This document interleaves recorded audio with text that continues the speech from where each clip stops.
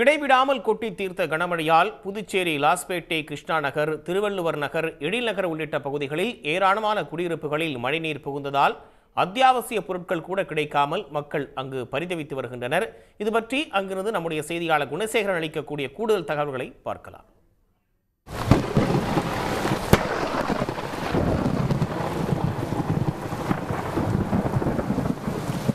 தற்பொழுது நான் இருக்கக்கூடிய இந்த பகுதி புதுச்சேரி லாஸ்பேட்டை பகுதியில் இருக்கக்கூடிய கிருஷ்ணா நகர் பகுதி. இந்த பகுதியில் ஒரு 2000த்திற்கும் மேற்பட்ட வீடுகளை வெள்ளம் சூழ்ந்திருக்கின்றது. நேற்று காலை முதல் விட்டு பெய்த இந்த தொடர் மழை இரவிலும் நீடித்தது. இந்த கனமழையின் காரணமாக இந்த பகுதி முழுமையாக வெள்ளக்காடாகவே காட்சியளிக்கிறது. குடியிருப்புகள் வெள்ளத்தில் தத்தளிக்கின்றன. தரைத்தளத்திலிருந்து முதல் தளத்திற்கு பல்வேறு பொதுமக்களும் அவங்க சென்றிருக்கிறார்கள்.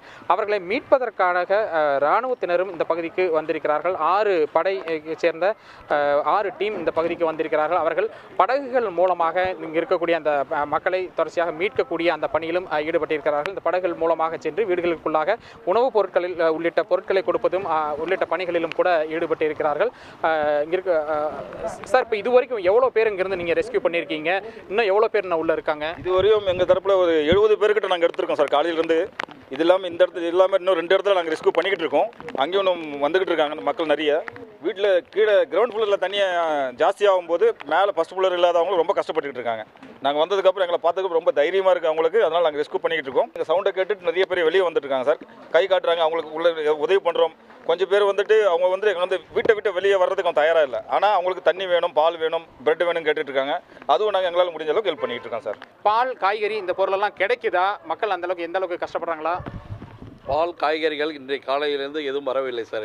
கிடைக்கவும் இல்லை சார். பொதுமக்கள் அவதிப்படுகிறார்கள் சார். இந்த பகுதியில் புகுந்திருக்கக்கூடிய இந்த தண்ணீர் முதன்முறையாக இது போன்று ஒரு வெள்ளம் ஏற்பட்டிருப்பதாக இருக்கக்கூடிய மக்கள் சொல்லியிருக்காங்க.